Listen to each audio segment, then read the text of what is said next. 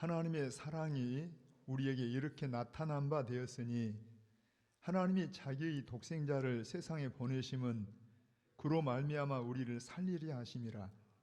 사랑은 여기 있으니 우리가 하나님을 사랑한 것이 아니요 하나님이 우리를 사랑하사 우리 죄를 속하기 위하여 화목제물로 그 아들을 보내셨음이라. 아멘. 참으로 고마우신 우리 아버지 하나님, 참으로 하나님을 거스리며 대적하는 우리요 세상이건만 그 아들이 이 땅에 가면 뻔히 죽으실 것 알면서, 아니 죽으시기 위해서, 그 죽음을 통하여 우리를 구원하기 위해서 아들을 보내신 이 성탄절, 참으로 우리로는 정말 우리 인생들이 가장 복되고 가장 소중한 주님 오신 날을 우리에게 허락하셔서 예배케 하시니 감사합니다. 우리 사랑하는 모든 창대 가족들, 주님이 오심의 의미를 알고 정말 감사와 감격 속에 찬송 한마디 한마디가 주님을 기쁘시게 하고 우리가 드리는 기도가 주께 연락되기를 원하며 다시 한번 말씀을 통하여 하나님의 사랑을 알기를 원합니다. 이 자리에 임재하셔서 우리의 경배를 홀로 받으시옵소서. 예수님의 이름으로 기원하옵나이다. 아멘. 우리 다 같이 일어나셔서 115장으로 경배 찬양을 드리십시다.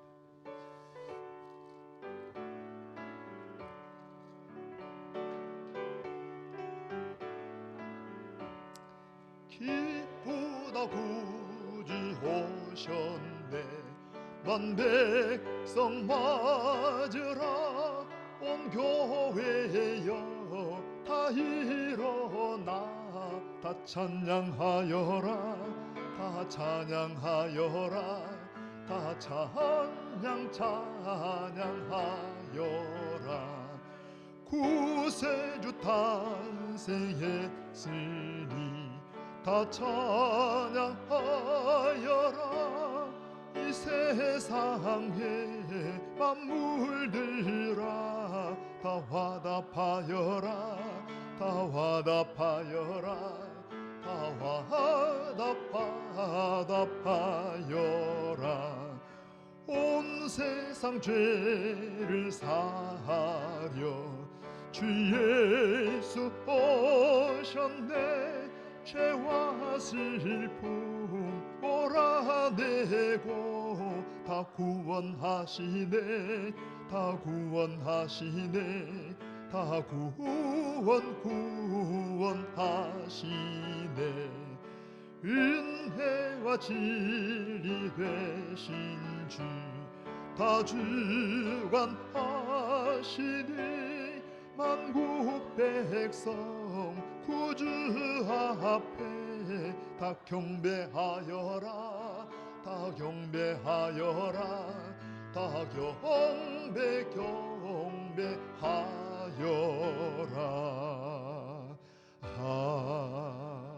아멘. 아멘. 우리 교동은 119번을 교동하시는데요, 하나하나 생각을 하면서 좀 같이 읽으시기에 너무 귀한 게 하나님의 아름다운 구원의 계획을 같이 볼 수가 있습니다. 자, 119번입니다. 여호와의 영광이 나타나고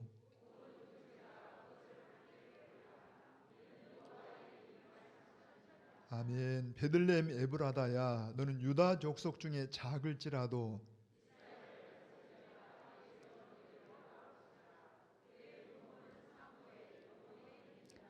이는 한 아기가 우리에게 낳고 한 아들을 우리에게 주신 바 되었는데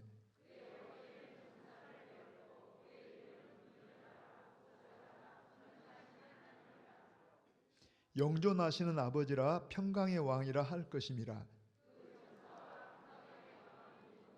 또 다윗의 왕자와 그의 나라에 군림하여 그 나라를 굳게 세우고, 우리 같이 읽으십시다. 천사가 이르되 무서워하지 말라. 보라, 내가 온 백성에게 미칠 큰 기쁨의 좋은 소식을 너희에게 전하노라. 오늘 다윗의 동네에 너희를 위하여 구주가 나셨으니 곧 그리스도 주시니라. 아멘. 우리 오른손을 들고 금년의 표를 같이 고백해 보십시다. 마음을 굳게 하여 하나님만 바라보자. 마음을 굳게 하여 하나님만 바라보자. 자, 우리 다짐해 보십시다. 마음을 굳게 하여 하나님만 바라보자. 아멘. 우리 그대로 신앙을 고백하십시다. 전능하사 천지를 만드신 하나님 아버지를 내가 믿사오며 그 외아들 우리 주 예수 그리스도를 믿사오니 이는 성령으로 잉태하사 동정녀 마리아에게 나시고 본디오 빌라도에게 고난을 받으사 십자가에 못 박혀 죽으시고 장사한 지 사흘 만에 죽은 자 가운데서 다시 살아나시며 하늘에 오르사 전능하신 하나님 우편에 앉아 계시다가 저리로서 산자와 죽은 자를 심판하러 오시리라. 성령을 믿사오며 거룩한 공회와 성도가 서로 교통하는 것과 죄를 사하여 주시는 것과 몸이 다시 사는 것과 영원히 사는 것을 믿사옵나이다. 아멘. 아멘. 우리 자리에 앉으셔서 찬송가 우리 122장을 같이 찬양을 드리십시다.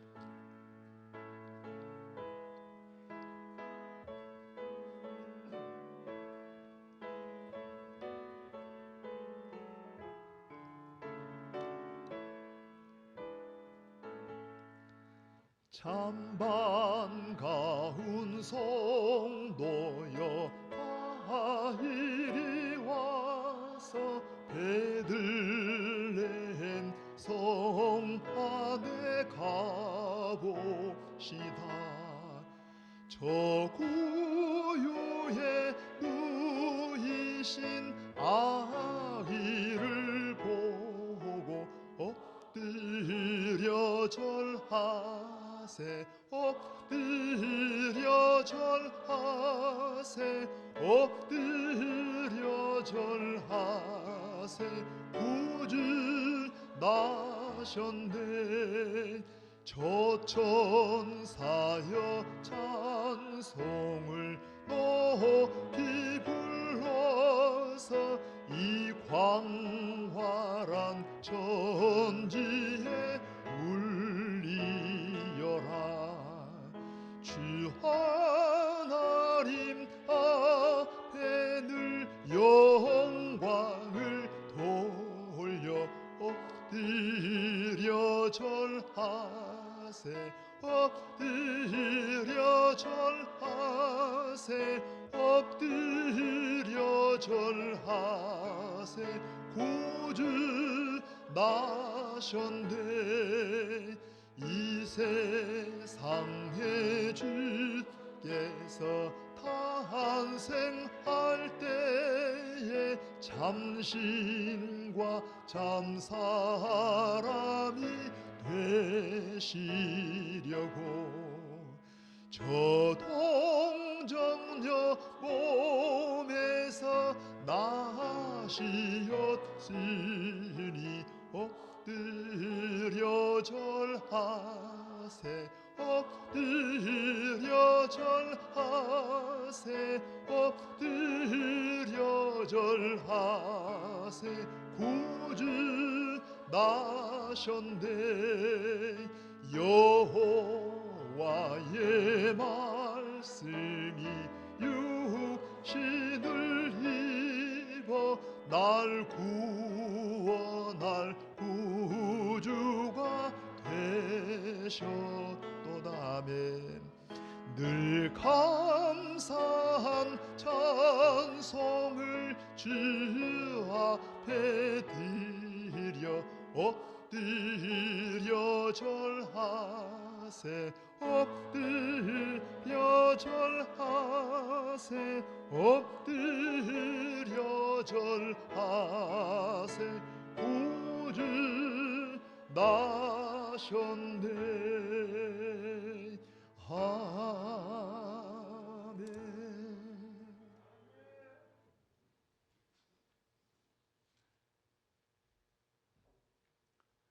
기도드리시겠습니다. 아버지 하나님께 영광을 돌렸고 감사와 찬송을 드립니다.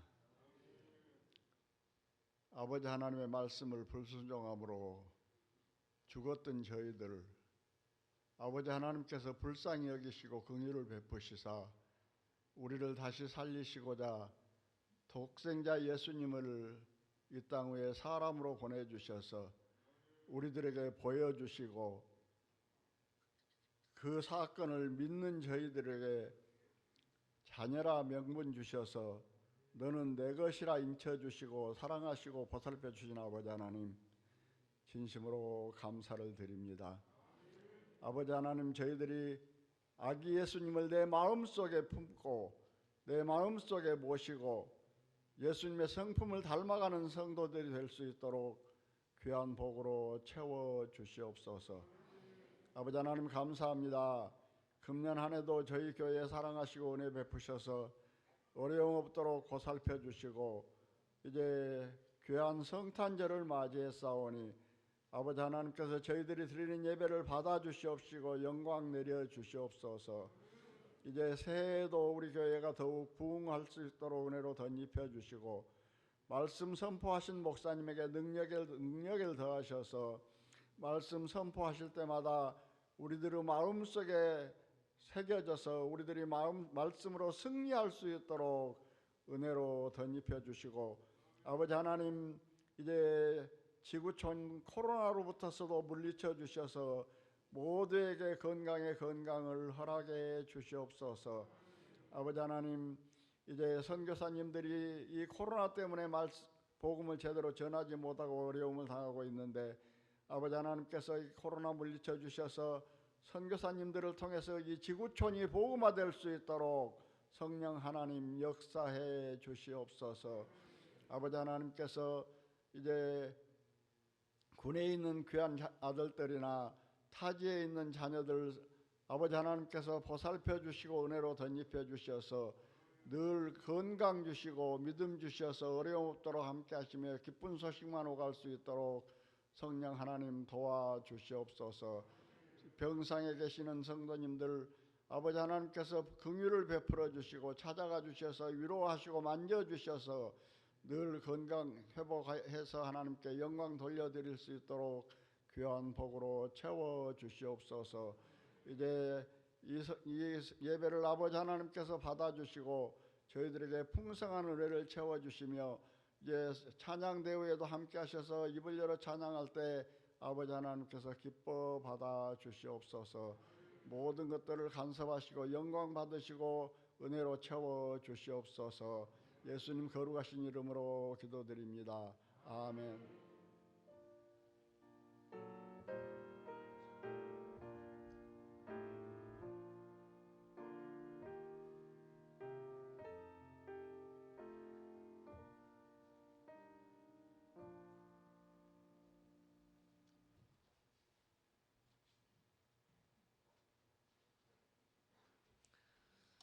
감사합니다. 우리 하나님 말씀 요한복음 3장 16절 우리 다 같이 이렇게 암송하듯이 같이 한번 고백하면서 읽으십시다. 요한복음 3장 16절입니다.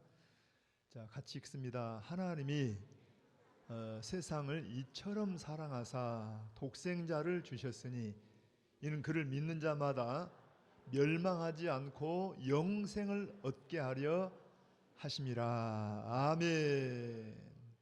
자, 우리 유초등부 주일학교에서 특송하겠습니다.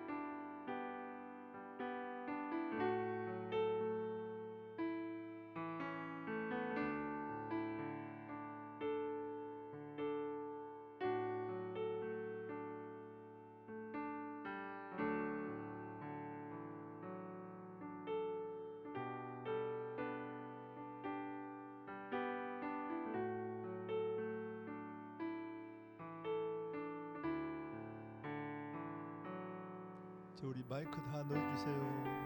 방송실에 친구들 마이크 다 켜보세요. 친구들 다 마이크 튼 친구들 스위치를 한번 넣어보세요.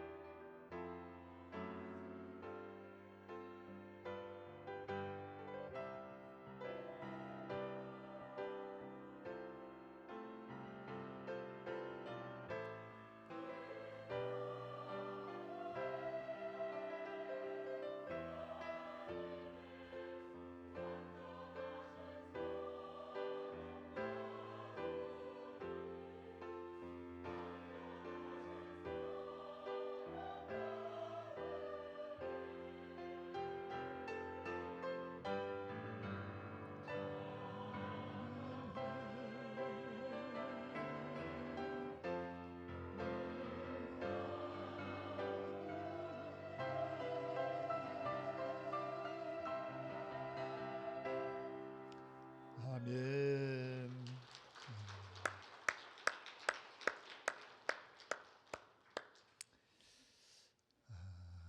오랜만에 이렇게 아이들하고 같이 예배하니까 너무 좋네요. 우리 아이들을 위해서 여러분들이 많이 축복도 해주시고 기도해 주시고, 아까 우리 일부 예배 때는 영유아부 아이들이 같이 참여를 했는데 기대가 되는 게 우리 아이들이 잘 커서 하나님 나라에 아주 귀한 기둥들이 되기를 축복합니다. 언젠가도 제가 잠깐 그런 이야기를 했는데 다시 한번 말씀드리고 싶은 게, 미국의 어떤 그 고등학교에서 이 아이들이 졸업을 하게 됐는데 이 담임 선생님이 정말 아이들을 사랑해서 이 아이들이 잘 되기를 기대하면서 하나하나 정말 기도하는 심정으로 리본 하나를 이렇게 만들었대요. 그래서 그 리본에다 뭐라고 썼냐 하면, 당신은 나에게 특별한 사람입니다. 그런 문구를 써서 이제 졸업을 앞둔 아이들이 하나하나 전달해 주면서 축복을 한 거예요. 너는 장차 이런 은사가 있고 탁월하기 때문에 이런 사람 되기를 바란다. 너는 될 거다. 막 격려하고 축복을 했어요. 그런데 이제 그 선생님이 생각보다도 아이들이 더 감동을 막 받는 거예요. 아이들이 졸업을 앞두고 있으면서도 굉장히 좀 미래가 불확실한데 선생님의 칭찬을 듣기도 하고 또 자기 어떤 특기를 이야기해 주기도 하고 막 격려를 해 주니까 굉장히 감동이 된 겁니다. 이제 그 모습을 보고 선생님이 좀 생각을 달리해서 그 다음 날도 이 같은 리본을 3개씩을 더 가지고 왔어요. 그리고 아이들이 하는 말이, 내가 너희들에게 이렇게 격려해주고 칭찬해주고 리본을 준 것처럼 너희들도 너희들을 사랑하거나 너희들에게 감동을 준 사람이 있거든, 이 리본을 가서 전달해 주겠니? 하고 석 장씩을 줬답니다. 근데 이제 어떤 일이 있었냐면은 한 아이가 3개를 받고 생각을 해본 거예요. 나한테 정말 고마운 분이 누굴까? 이 아이는 지금 졸업을 하고 취업을 앞두고 있는데 그 진로 때문에 그 자기가 가고자 하는 회사의 부사장님을 만나서 충고를 조언을 받은 거예요. 쭉 대화를 아주 굉장히 친절하게 안내를 잘 받고 너무 고마웠어요. 그래서 이제 진로를 결정하고 그렇게 나아가기를 원하는데 그분이 생각이 난 겁니다. 그래서 그분을 이제 찾아가서 리본을 전달해 주면서 한번 우리 자막 한번 읽어볼까요? 당신은 나에게 특별한 사람입니다 하고 이 리본을 전달해 주면서 이야기를 하는 거예요. 제가 사실 직장이나 이 취업 때문에 굉장히 고민을 했는데 이렇게 저를 처음 만났지만 잘 친절하게 설명해 주시고 안내를 해 주셔서 너무 감사했습니다 하고 이 전달해 주면서 나머지 2장도 그 부사장님 드리면서 혹시 부사장님도 그런 분이 있으면 전달해 주세요 하고 이제 선생님 말씀처럼 전달해 줬어요. 이 부사장님도 그 비록 어린 아들 같은 학생이지만 칭찬 듣고 막 이렇게 특별한 사람이란 그런 리본을 받고 나와서 너무 좋았어요. 그래서 이제 2장 가운데 전달할 사람을 생각해 봤어요. 누구에게 전달할까? 그런데 보니까 자기 회사의 사장님이 생각이 나는데 이 사장님은 사실은 그렇게 존경받는 사람이 못 됐어요, 이 회사원들에게. 근데 사실은 이 부사장님은 이 사장을 아는 것이 어렸을 때 굉장히 좀 어렵게 불우하게 생활하고 자라서 좀 인색하게 보이기도 하고 이 회사를 경영하는데 열심히 살아왔지만은 주변 사람들에게는 별로 그렇게 칭찬이나 존경을 받지 못한 사람이에요. 근데 이제 찾아가서 리본을 전달해 주면서 다시 한번 시작. 당신은 나에게 특별한 사람입니다 하고 그 사장님을 칭찬하기를, 제가 사장님을 오래전부터 같이 회사에 다니면서 모셔봤는데 참 성실하시고 굉장히 근면하신 분입니다. 정말 존경합니다. 그러면서 이 리본을 전달 드리면서 몇 장 남았어요? 1장 남은 것을 사장님에게 전달해 주면서 사장님도 혹시 그런 사람 있으면 리본을 달아주세요 하고 전해줬답니다. 사장님이 굉장히 감격이 됐어요. 자기 스스로 알잖아요. 자기 회사원들이 별로 나를 그렇게 존경하거나 그렇게 막 좋아하지 않는 것 같았는데 바로 아래 부사장이 자기한테 찾아와서 존경합니다 하고 자기의 그 좋은 점들을 막 칭찬해 주니까 굉장히 기뻤어요. 그리고 이제 이분이 이 남은 1장을 갖다가 누구를 전달할까 이렇게 생각하다가 생각해 보니까 고등학교 다니고 있는 아들 생각이 났어요.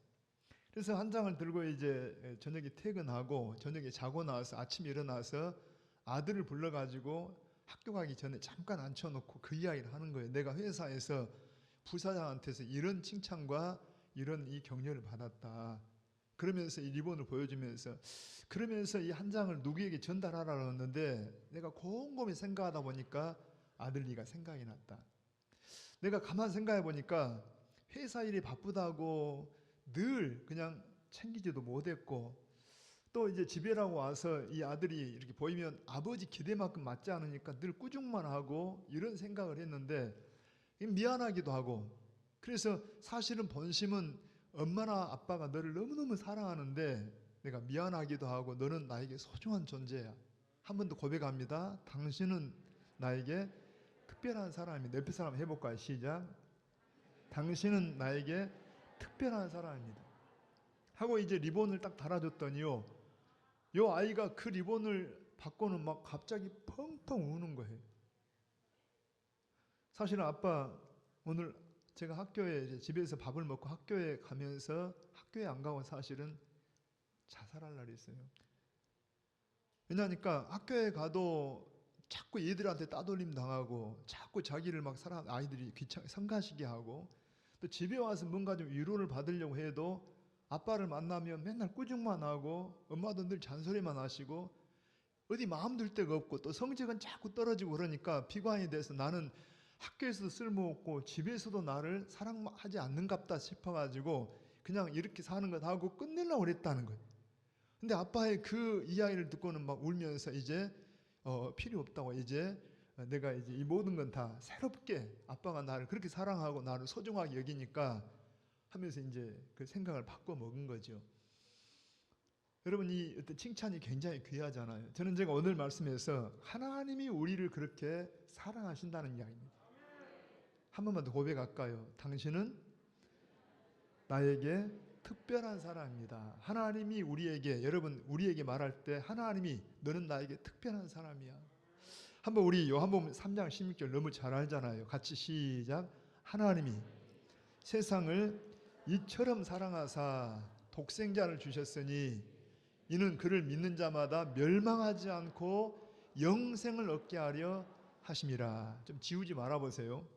자, 여러분 한번 생각해 봐요. 잘하는 말씀인데 어떤 분들은 성경 66권을 그냥 딱 압축하면 이 요한복음 3장 16절로 딱 압축할 수 있다고 그럽니다. 하나님이 세상을 이처럼 사랑하사 독생자를 주셨어요. 이는 그를 믿는 자마다 멸망하지 않고 영생을 얻게 하려 하십니다. 사실은 한 문장으로 되어 있어요. 한 문장으로. 여기에 주어는 하나님이십니다. 자, 하나님이 세상을 이처럼 사랑하셨고 하나님이 독생자를 우리에게 주셨고 하나님이 멸망하지 않고 영생을 얻게 하시고 할렐루야. 자, 요 말씀인데 제가 오늘 이 말씀을 가지고 한 세 가지 조금 이렇게 주제를 삼아 말씀드릴 텐데 다시 한번 여러분 이 말씀을 한번 우리 마음속에 꼭 새기시길 바랍니다. 자, 첫째는 자, 하나님이 우리에게 우리에게 어떻게 하나님의 사랑을 나타냈는가를 한번 여러분 한번 3장 16절의 앞에 부분을 한번 읽어보게요. 시작. 하나님이 자, 세상을 이처럼 사랑하사 독생자를 주셨으니 한 번만 더 이제 여러분 그냥 가만 한번 잘 아는 말씀이지만 음식을 먹을 때 꼭 씹어 먹듯이 한번 먹어봐요. 시작. 하나님이 이 세상 속에 그냥 나를 넣어봐요. 하나님이 나를 이처럼 사랑하사 독생자를 주셨으니 자 여기 한번 보세요. 제가 한번 예를 들어 볼게요. 어떤 그 사람들이 친척이 있어요. 자기 친척이 이 친척된 사람들 도와주는데 이 가정이 굉장히 어려워요. 그래서 늘 양식도 갖다 주고 또 이렇게 적당한 돈도 전해주기도 하고 늘 수시로 돌봐줍니다. 근데 의외로요, 이 친척은 그렇게 잘해주는 친척에 대해서 고마운지를 잘 모르는 거예요. 여러분 그래도 양심이 있다라면 감사한 마음 최소한 이 물질로 표현을 못 하더라도 고마워해야 되는데 오히려 그냥 늘 마음을 아프게 하고 막 배은망덕을 해요. 근데 여러분 이 친척은 도대체 무슨 빚을 졌간데 늘 베풀어도 감사할 줄도 모르고 오히려 배은망덕한 이 배신하는 이런 가정인데 어느 날 이 가정이 너무 어렵다 보니까 자기 전 재산을 다 그냥 팔아가지고 자기는 망하면서 이 집에다 막 쏟아 부어서 도와줬어요. 사람들이 이해를 못하는 거예요. 아니 어떻게 된 게 이처럼 이 가정을 사랑하냐, 어떻게 이처럼 사랑하냐. 하나님이 세상을 이처럼 사랑한다는 이처럼이란 말이 감탄사입니다. 하나님이 세상을 이처럼 사랑하사. 한번 우리 자막을요, 고린도전서 4장 7절을 한번 띄워보세요. 우리 그냥 자막으로 한번 읽어보게요. 고린도전서 4장 7절, 4장 7절입니다. 자, 시작. 누가 너를 남달리 구별하였느냐? 내게 있는 것 중에 받지 아니한 것이 무엇이냐? 내가 받았은즉 어찌하여 받지 아니한 것 같이 자랑하느냐? 지우지 말아봐요. 자, 거기 보니까 바울이 고린도 교인들이 쓴 편지 가운데 있는데, 누가 너를 남달리 구별하였느냐? 내게 있는 것 중에 받지 아니한 것이 무엇이냐? 여러분, 받았다는 말은 누군가가 주었다는 거죠. 여러분, 누가 주었어요? 하나님이 주신 거죠. 그러니까 이 고린도 교인들이 돌아오면 하나하나 다 누가 주신 거예요. 여러분, 우리에게도 마찬가지. 생명도 그분이 주시고, 우리에게 여러분 어때요? 모든 시간도, 여러분의 모든 가정도, 여러분 소중한 자녀들도, 우리의 모든 직장도, 삶도 다 누가 주신 거예요. 우리 가운데 받지 않은 것이 무엇이냐는 이야기입니다. 하나님이 다 주셨어요. 방금 전에 제가 친척 이야기했지만 아무튼 이해가 안 될 정도로 모든 걸 다 줬어요. 때를 따라서 양식도 돈도 필요한 걸 다 줬는데, 이 사람들이 그래도 사람이라며 고마운 줄 알아야 되는데 전혀 고마운 줄도 모르고 감사도 할 줄 모르고 오히려 배은망덕한. 그런데 또 이 친척은 뭔가 몰라도 전 재산을 팔아가지고 어렵다니까 다 줬다니까. 이럴 때 뭐라 그래요? 어떻게 이처럼 그럴 수가 있냐는 이야기. 여러분, 우리는 그걸 들으면서 말도 안 돼 할지 몰라도 하나님이 이와 같아요. 우리에게 모든 걸 다 주셨어요. 여러분, 받지 않은 게 뭐가 있습니까? 근데 우리는 하나님께 감사할 줄 모르고 영광 돌리지도 않고 오히려 하나님을 인정하지도 않고 살았다는 이야기입니다. 여러분, 한번 요한 1서 2장 15절 한번 좀 자막에 띄워보십시오. 요한 1서 2장. 여러분, 이 요한복음을 쓴 사도 요한이 요한 1서에서 그럽니다. 자, 세상에 대해서 하나님이 세상을 이처럼 사랑하사 할 때 이 세상을 어떻게 설명하냐 하면 한번 읽어봐요. 시작. 이 세상이나 세상에 있는 것들을 사랑하지 말라. 멈춰보세요. 뭐라고요? 자, 이 세상이나 세상의 것들을 사랑하지 말라 할 때 이 세상 하는 말이 우리가 살고 있는 이 세상 전부를 말하기보다도 이 세상에 있는 어떤 가치관, 하나님을 거스르고 있는 어떤 것들, 이것들을 사랑하지 말라는. 그러니까 여러분, 여기 좀 요한복음 1장 3장 16절에서 하나님이 세상을 사랑했다라 할 때 이 세상은 지금 하나님께 대해서 긍정적이에요, 부정적이에요? 부정적이고 뭔가 정말 하나님을 대적하는 그 세상이에요. 여러분, 사도 바울은 로마서 5장 한번 8절을 한번 다시 자막을 한번 띄워보세요. 5장 8절입니다. 같이 한번 로마서 5장 8절. 자, 같이 읽어봅니다. 우리가 입을 다 열어보세요. 아직 뭐 되었을 때? 죄인 되었을 때에 그리스도께서 우리를 위하여 죽으심으로 하나님께서 우리에 대한 자기의 사랑을 확증하셨느니라. 아니, 생각을 해봐요. 여러분, 우리가 아직 뭐 되었을 때? 죄인 되었을 때. 아까 하나님을 거스르는 세상을 사랑했다라는데, 더군다나 사도 바울은 우리가 죄인 되었을 때, 심지어 하나님께 대해서 원수 되었을 때 하나님이 자기 아들을 내보내서 우리를 사랑하셨다. 여러분, 되게 우리는 잠깐 저 좀 봐보세요. 흔히 제가 새벽에도 말씀드렸지만 우리는 되게 독생자다 혹은 아들이다 그러면 어떤 생각합니까?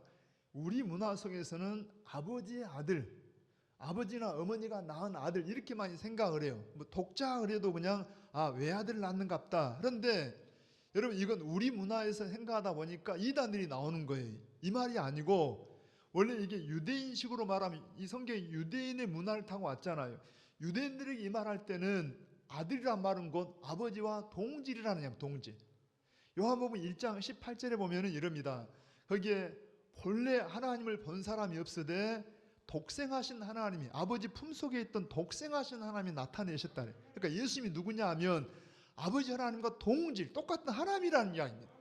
여러분, 이 말씀이 예수님이 육신을 입어, 예수라는 육신을 입어 우리 가운데 거하심에 우리가 그분의 영광을 보니 아버지의 독생자의 영광이요 은혜와 진리가 충만하더라. 요한복음 1장 14절에 그러잖아요. 그러니까 예수님이 누구시냐? 하나님이세요. 하나님. 다시 말하면은 여러분, 하나밖에 없는 아들을 주셨다. 그래도 감동이 되지만 예수님을 보내셨다는 말은 하나님 자신이 온 겁니다. 아니, 우리 같은 여러분 하나님을 거스르는 세상 혹은 우리가 죄인되고 원수된 인간들에게 하나님이 직접 오셔가지고, 더군다나 한번 또 고백해봐요. 하나님이 세상이 누구라고 해? 우리를. 하나님이 나를 이처럼 사랑하사 독생자를 성경에 보내셨다고도 하지만 주셨다는 말은 또 달라요. 여러분, 그냥 보내셨다는 말도 맞지만 이 주셨다는 말이 뭐냐 하면 이런 이야기입니다. 지금 원수가 앞에 있어요. 원수가 아들을 내놓으라는 거예요. 내놓으면 아들이 죽어요. 죽을 줄 뻔히 알면서도 내줬다는 이야기입니다. 하나님이 아들을 주셨다는 이야기입니다. 여러분, 되게 우리가 이 선물을 성탄절이라 해서 어떤 분들은 막 선물도 주고받잖아요. 되게 선물을 주고받을 때 여러분, 그 사람의 형편을 아는데 그 사람의 형편에 맞지 않게 아주 값비싼 선물이나 뭔가 귀한 선물을 받으면 여러분, 그 선물 속에 그 사람의 마음이 담겨 있잖아요. 내가 어떤 선물을 받았냐, 어떤 선물을 받았냐가 내가 얼마나 가치 있는 사람인가를 보여주고 있잖아요. 어떤 분이 목사님하고 선물을 주셔요. 그러면 이번에 우리 중고등부 아이들이 연세 드신 어른들에게 이렇게 대접한다고 뭔가 선물을 준비한 것 같아요. 우리 성탄절에 여러분, 우리도 교회에서 선물을 준비해 봤습니다. 아주 멋진 선물인데 돈은 그렇게 크게 비싸지 않지만 어떤 분이 미리 그걸 보고, 야, 이건 정말 없으면 안 되겠다. 우리 교회에 역사가 들어있다.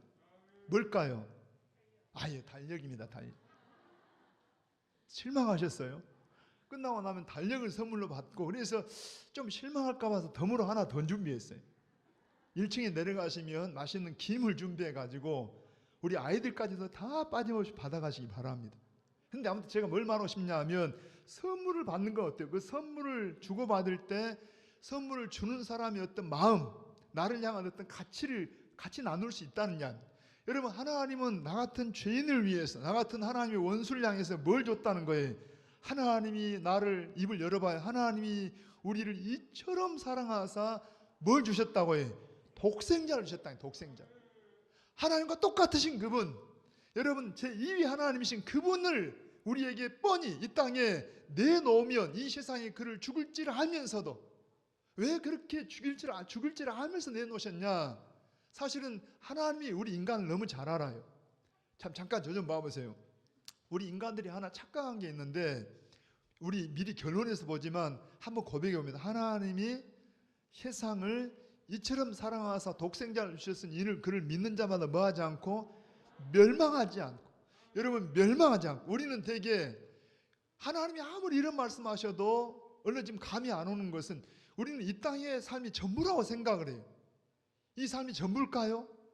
제가 전에 한번 좀 유치한 비유를 들어봤는데, 여러분 한 번 더 들어볼게요. 예를 들어서 하루살이하고 뭐하고? 하루살이하고 메뚜기하고 하루를 아주 재밌게, 그냥 진하게 재밌게 놀다가 너무 해가 지는 게 아까울 정도로 그냥 재밌게 놀다가 해가 졌더래요. 하루살이한테 메뚜기가 그런 거예요. 메뚜기가, 하루살이야, 너무 재밌게 놀았는데 너무 아쉽지? 내일 만나서 또 놀자. 하루살이가 뭐라 했을까요?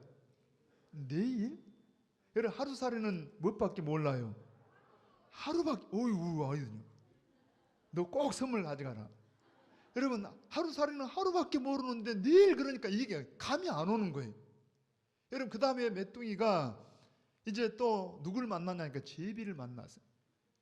이 제비와 함께 또 한철을 재밌게 놀았어요. 한철을 잘 살다가 이제 겨울철이 오니까 제비가 강남을 가면서, 메뚜기야, 아쉽지만 우리 내년에 만나자. 메뚜기가 뭐라 했을까요? 내년? 메뚜기는 내년을 알아요, 몰라요? 왜 모릅니까? 메뚜기는 한철이라 그러잖아요. 자, 입을 열어보면 메뚜기는 한철이라 그러더라고. 그러니까 메뚜기는 한철만 아는데, 한 계절만 아는데 내년이 뭐지? 꼭 우리 인생이 그래요. 여러분, 우리는 이 땅의 삶이 전부인 줄 알고 있지만, 이 세상을 지으시고 영원한 세계를 지신 하나님께서 한 번 죽는 건 정해지, 그 위에는 뭐가 있다고? 심판이 있어서 영생의 천국이 있고 영멸망의 지옥이 있다니까요. 우리는 그냥 여러분 내일이 뭐지? 아니, 여러분 내년이 뭐야? 꼭 하루살이나 메뚜기처럼 내일을 모르고 한철밖에 모르는 이런 인생이 아니라는 이야기입니다. 하나님 우리를 우리보다 더 잘하십니다. 그래서 뭘 보냈다는 거예요? 독생자를 보냈어요. 자, 여기 한번 보십시오, 여러분. 우리가 되게 어떤 가치를 이야기할 때 얼마의 가치, 얼마의 돈을 주고 이걸 샀냐에 따라 가치를 매기잖아요.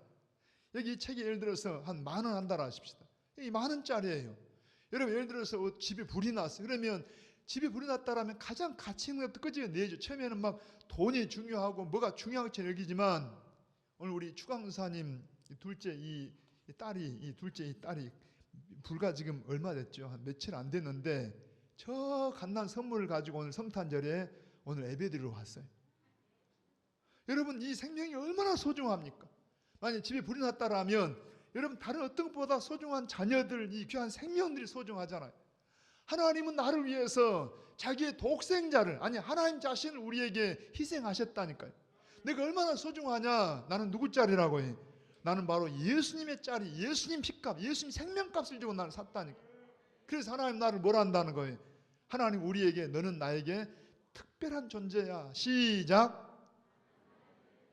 자, 하나님이 우리에게, 너는 나에게 특별한 존재야. 할렐루야. 여러분의 생명을 위해서, 우리 생명을 건지기 위해서 독생자까지 주시면서, 여러분, 우리는 놔두면 그냥 이대로 살다 지옥 갈 걸 뻔히 알아요. 그런데 예수님을 내주신 것은, 예수님은 우리 죄 때문에 죽으시지만 그러나 하나님이시기 때문에 사흘 만에 살아나십니다. 그리고 예수님과 함께 영원한 생명 속에 들어갈 줄 믿습니다.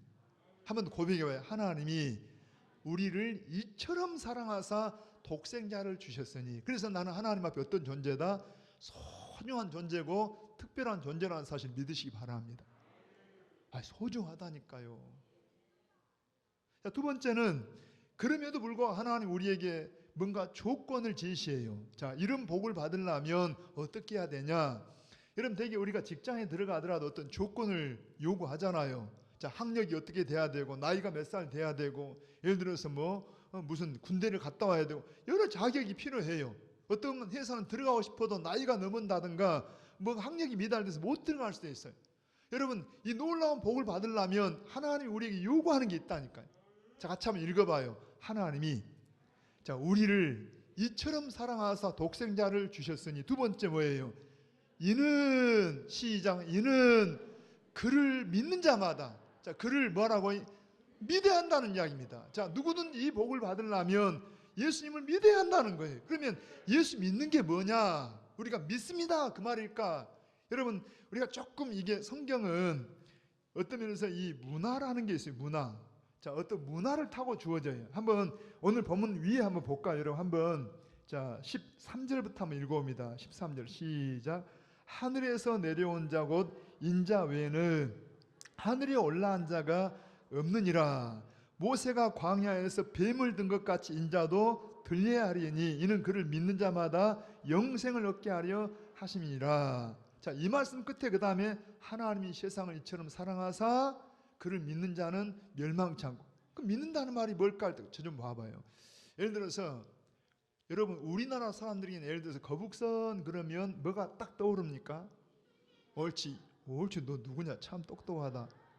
자, 이순신 장군. 여러분, 또 임진왜란, 우리가 작은 군대로 저 일본의 큰 군대를 이긴 거, 이런 걸 떠올려요. 저 유럽에 가서 거북선 그러면 뭘 생각할까요? 거북이 닮은 뱀 같다, 이 정도 생각. 여러분, 전혀 또 문화가 다르니까 이해가 안 되는 겁니다. 자, 우리도 되게, 자, 인자가, 여기 봐요. 모세가 뱀을 든 것 같이 인자도 들려야 한다. 그러면 우리는 이게 무슨 말인지 얼른 못 알아먹어요. 그래서 우리가 구약의 성경의 배경을 보면은, 잘 들어보세요, 여러분. 중요한 이야기입니다. 민수기 21장에 보면은 이스라엘 백성들이 출애굽을 해가지고 애굽에서 나와서 광야를 갈 때 하나님이 그들을 시험을 하셔요. 어떤 테스트를 하시냐?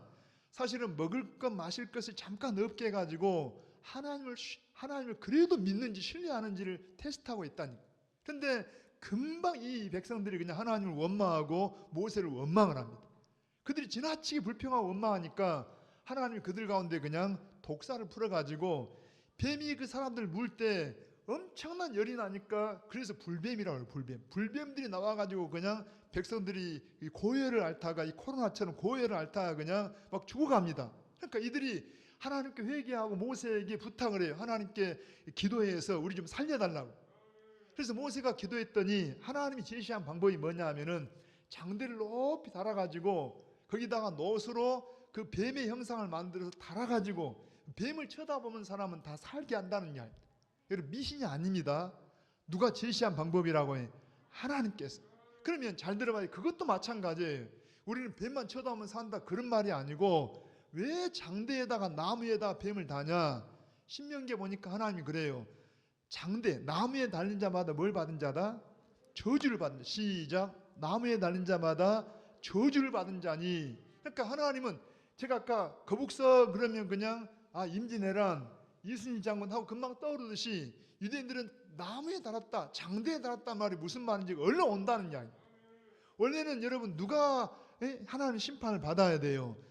이 백성들이, 원망하는 백성들이 진노와 심판을 받아야 되는데 여러분 뱀을 문 그 뱀, 아니 백성들을 문 이 뱀을 갖다가 나무 장대에 단 거예요. 쉽게 말하면 하나님은 백성들을 저주해야 되는데 그냥 뱀을 저주했다는 이야기입니다. 그래서 하나님이 저주했다고 우리는 믿어요. 예를 들어서 그 백성들 가운데는 원망과 불평을 주도했던 주모자라 할지라도, 여러분 앞장서서 막 불평했던 사람이라 할지라도 뱀을 쳐다보는 것은 뭐예요? 내가 저주받을 것을 저 뱀이 저주받구나 하고 바라보면은 그들이 다 나았어요, 안 나았어요? 나았다니까요. 어떤 사람 착한 마음을 가지고 있어가지고 막 원망 불평할 때 거기 참여를 안 했어요. 안 했지만은 쳐다보라 할 때 안 쳐다본 사람은 죽어요, 살아요? 죽어요. 그 말 이해되십니까? 내 도덕이나 양심이나 윤리가 아니고 하나님 말씀하신 말씀대로 나무에 달린 자마다 저주를 받아.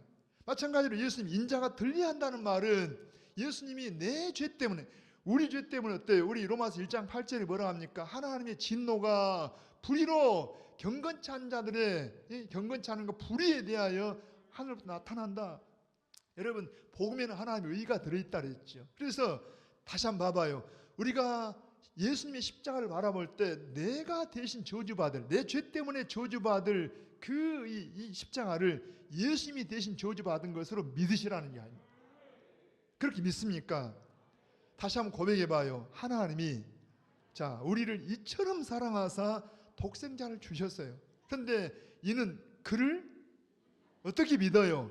예수님이 독생을 주셨다는 말은 그냥 줬다는 말 속에는 하나님이 사람이 되어 오시고 나 대신 십자가에 달리시고 다 포함된 말이에요.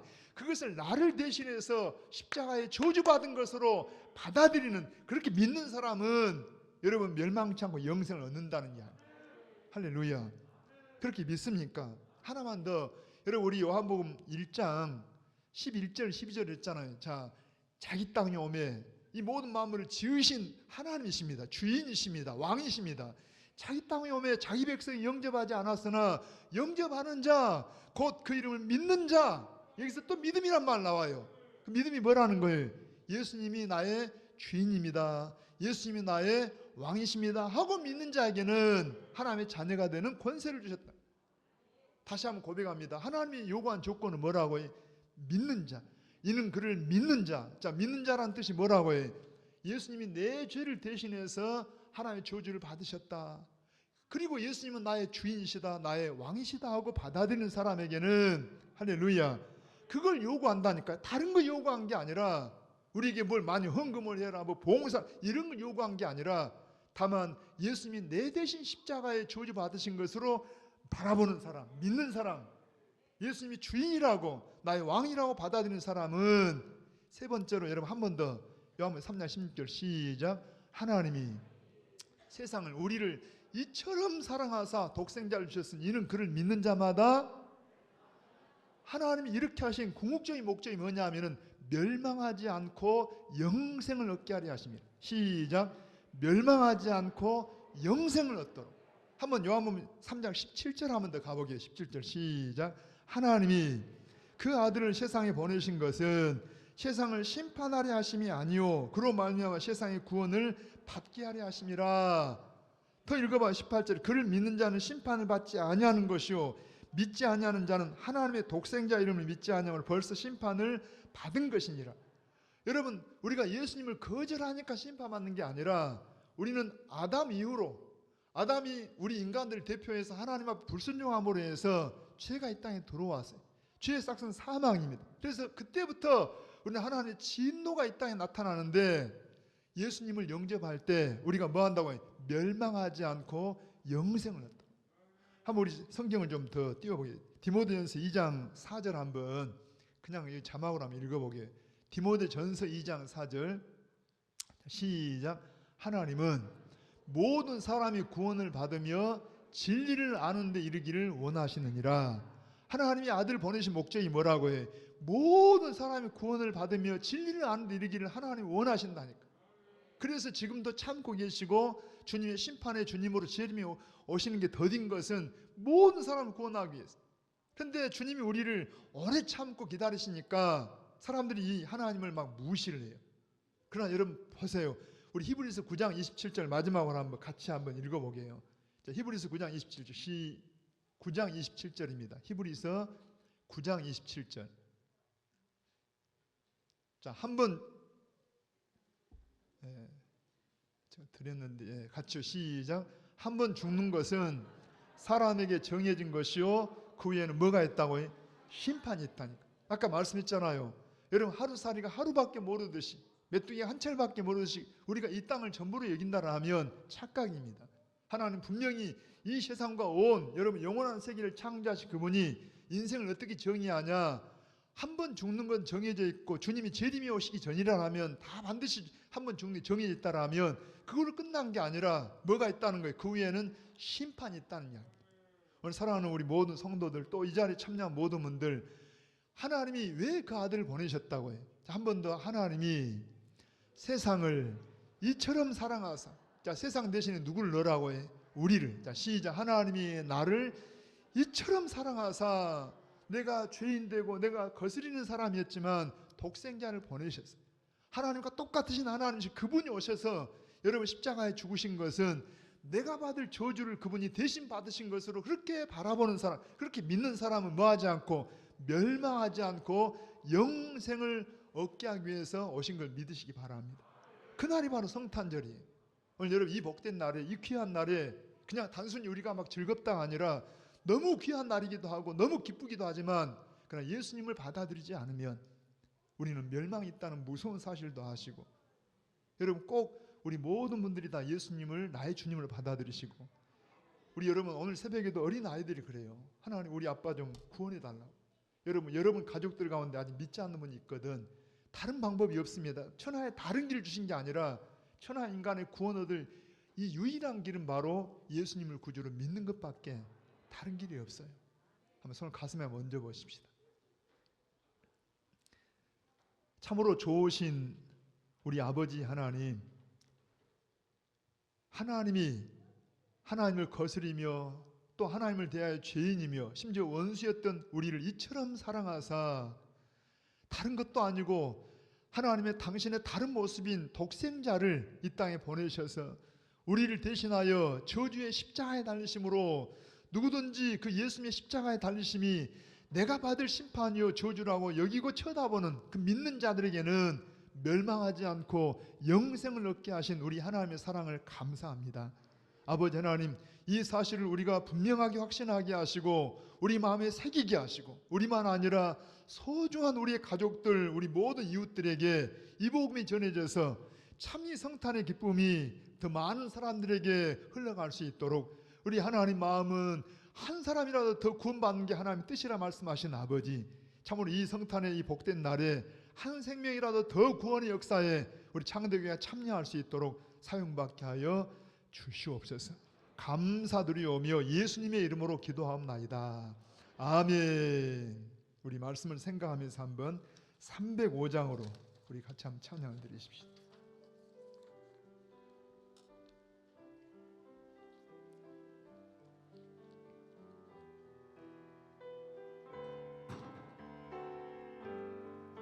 나 같은 죄인 살리신 나 같은 죄인 살리신 주내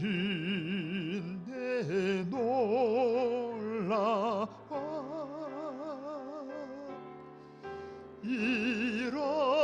잃었던 생명 찾았고 광명이로던 내 아멘. 큰 죄 악에서 건지신 주의 고마워. 나 처음 믿은 그 시간 귀하고 귀하다. 아멘. 이제껏 내가 산 것도 주님의 은혜라.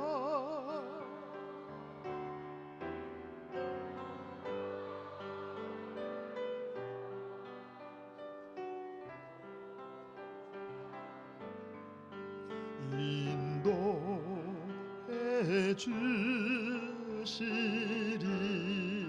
아멘. 거기서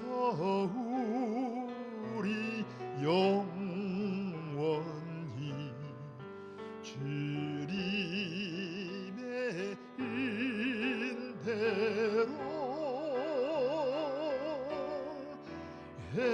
해처럼 밝게 살면서 주 찬양하리라.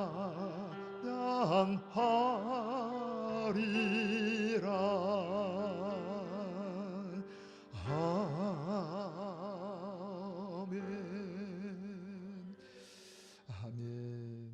우리 귀한 분이 오셔서 한번 소개 한번 드릴게요. 우리 손윤숙 성도님, 네, 반갑습니다. 한번 잠깐만 일어나 보실래요? 우리 김상욱 전사님 들어오셨는데 박수로 우리 크게 환영 한번 하십시오. 환영합니다. 네, 앉으십시오. 반갑습니다. 성탄절 아주 특별한 날에 이렇게 오셨는데 감사하고요. 마치고 가실 때 말씀드린 것처럼 지금 이 로비에서 좀 복잡하더라도 꼭 다 어린아이까지 달력을 다 받아가셨어요. 요즘은 자기 방들이 있다 보니까 이렇게 하나만 아니라 일부러 다 숫자를 준비를 했습니다. 받아가시고 또 아래층 가시면은 그렇게 크게 뭐 귀한 건 아닐지라도 맛있는 김이 준비되어 있으니까 식사 제공을 못한 대신에 집에 가셔서 맛있게 김을 구워가지고 드시길 바랍니다. 자, 한번 기도하고 제가 축복하고 예배를 마치겠습니다. 같이 기도하십시다. 혹시 몸이 불편하신 분들은 당체 손으로 끄시랑 같이 기도합니다. 고마우신 아버지 하나님, 우리 조상의 죄 때문에 하나님과 단절됐던 참으로 저주 가운데 있던 인생들을 하나님이 우리를 우리보다 더 잘 아시고 우리를 불쌍히 여기셔서 친히 이대로 두시면 멸망받고 지옥 갈 수밖에 없는 인생들에게 독생자로 이 땅에 육체를 입고 오셔서 아버지 우리 대신 저주의 십자가를 달려 죽으심으로 우리를 구원하기 위해서 오신 이 성탄절 복된 날에 사랑하는 우리 귀한 성도님, 우리 한 가족 되게 하시니 감사합니다. 그 이름을 생명체에 기록하셔서 하나님의 딸 삼아주시고 아버지 하나님 귀한 가정과 가족들 모든 주변 사람들에게도 생명의 복이 흘러갈 수 있도록 축복하여 주시옵소서. 오늘 사랑하는 우리 모든 창대 가족들 금년 한 해 힘들게 이 코로나 전국 속에서 살아왔는데 하나님 이만큼 지켜주신 것을 감사합니다. 다시 한번 이 한 주간 동안도 생명 싸기로 품어주셔서 아버지 전염병이나 악한 것들이 건드리지 못하게 하시고 우리가 힘들 때 하나님께서 기이하신 도우심으로 우리 온 가족들을 인도하여 주시옵소서. 어린 우리 주일학교 아이들 믿음으로 잘 자라나서 하나님의 나라와 이 민족 앞에 큰 기둥들이 많이 나오게 하시고 이 아이들을 위해 수고하는 교사들에게 복을 주셔서 이 아이들을 위하여 성령 충만함으로 이 생명들을 잘 말씀으로 인도할 수 있도록 축복해 주시기를 원합니다. 하나님 은혜를 감사하며 마음을 물질로 표하는 모든 손길 위에도 은혜 베풀어 주셔서 하나님의 놀라운 도우심으로 이 땅을 살면서도 주의 영광을 위해 풍성하게 이웃들에게 흘려보내는 축복의 통로가 되게 하여 주시옵소서. 감사드리옵니다. 예수님의 이름으로 기도하옵나이다. 아멘. 지금은 우리 교회의 주인이시며 우리의 생명이신 구주 예수 그리스도의 은혜와 우리 아버지 하나님의 크신 사랑과 성령 하나님의 우리 가운데 함께 하심이 오늘 이 성탄절 하나님이 우리를 이처럼 사랑하사 독생자로 오신 이 복된 날에 참으로 예수님을 바라봄으로 우리 모두가 다 영생에 이르며 우리만 아니라 주 예수를 믿을 때 온 가족의 구원의 역사 일어나기를 사모하며 원하는 온 심령들 위에와 이 광주 땅과 이 민족 가운데 함께 하시기를 간절히 축원하옵나이다. 아멘. 아멘.